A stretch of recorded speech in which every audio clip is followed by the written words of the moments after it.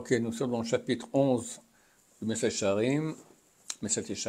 Donc, le Rav nous explique, le Midat HaNekiyut, qu'il faut être propre de tous les péchés, et même ceux qu'on croit que on va dire, nos pulsions nous poussent à trouver des autorisations. Là aussi, il faut se battre pour être super propre.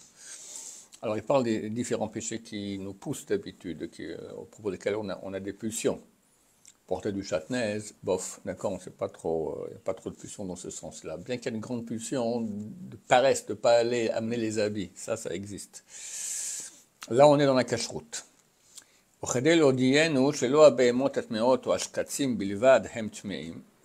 Et pour nous enseigner que non seulement les animaux impurs ou les insectes, toutes sortes de bestioles comme ça, pas eux seulement sont impurs, et la gamme à trefot chez Bamin à Kacher, mais aussi les animaux taref qui sont dans les espèces pures. On peut avoir une vache qui est taref. C'est quoi taref? Il y a taref et il y a nevela. Nevela, c'est si on l'a tué différemment qu'avec un égorgement rituel, ou on l'a égorgé de son rituel, mais mal.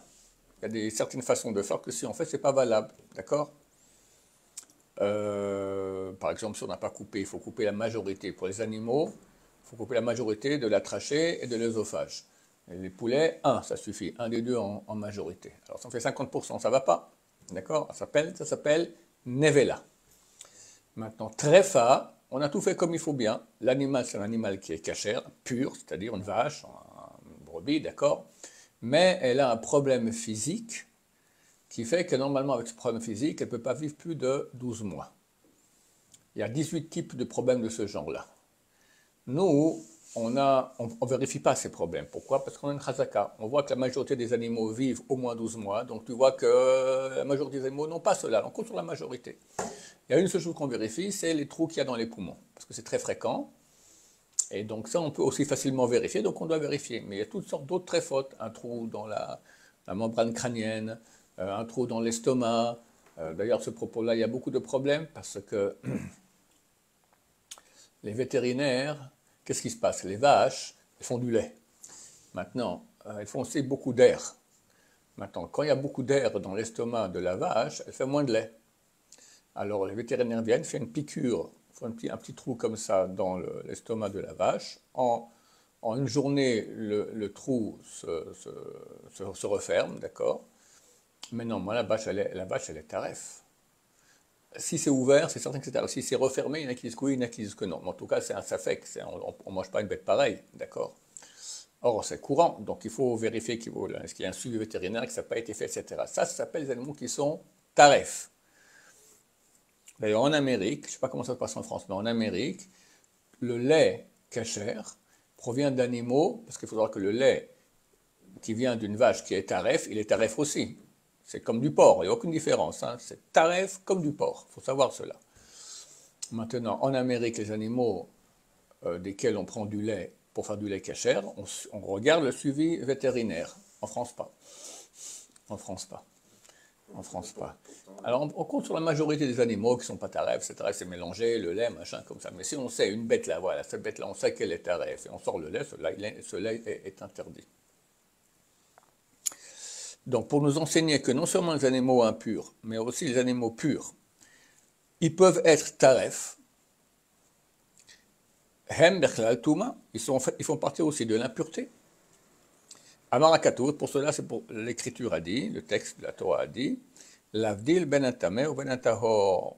Vous ferez la différence entre ce qui est impur et ce qui est pur. Uba perouche, et nos sages de mémoire bénie ont expliqué cela. Ça veut dire quoi, faire la différence entre ce qui est pur et ce qui est impur?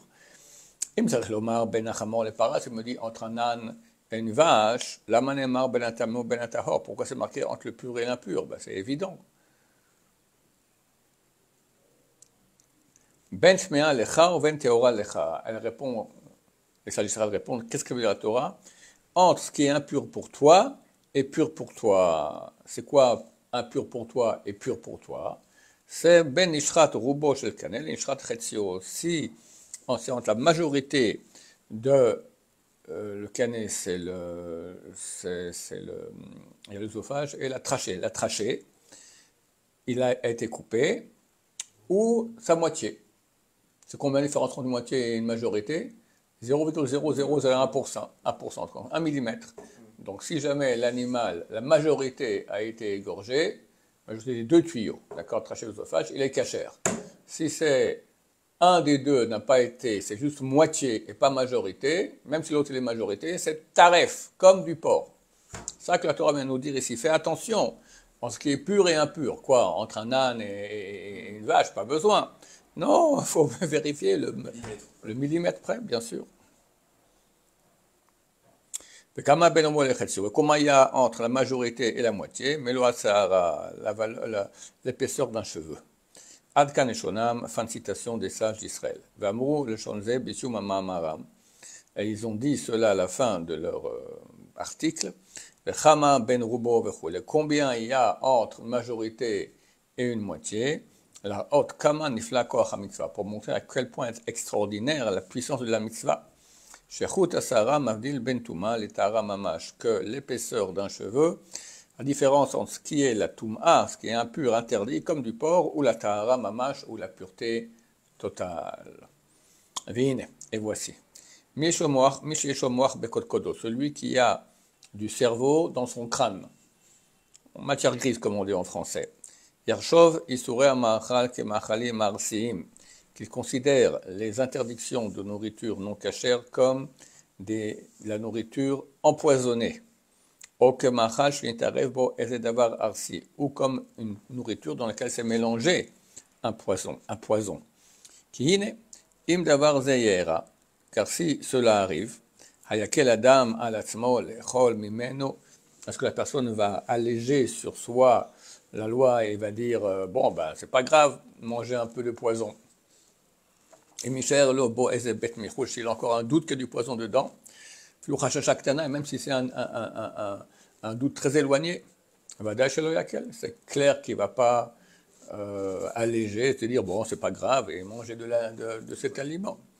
Et si oui, il allège, il mange de cela, et là, il sera considéré comme un sot parfait, S-O-T. De même, l'interdiction de la nourriture. On a déjà expliqué cela. Qui est vraiment un poison pour le cœur et pour l'âme.